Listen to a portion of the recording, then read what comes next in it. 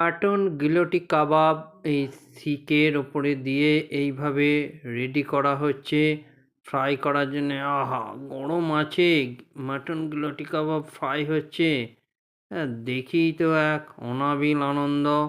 Mutton গিলোটি কাবাব তৈরির প্রসেসটা শুনুন হালিগায়ের কাছে জেনে নিই। গলটি কাবাব রেডি হচ্ছে। এবার এই দাদাকে জিজ্ঞাসা করে নেবো যে এটা কি কি দেওয়া হয়েছে দাদা? মাটন কিমা আর তার সঙ্গে কি যাচ্ছে? আদা রসুন পেঁয়াজ, আদা রসুন পেঁয়াজ, চাট মশলা, আমচুর, মিঠাতো, ছোলার ডাল।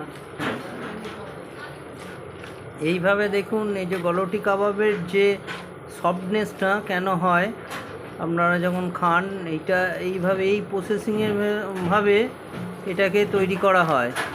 এরপর এইটা রেডি হয়ে গেলে এই কাবাবটি ফ্রাই করা হবে, সেটিও আপনাদের দেখাবো।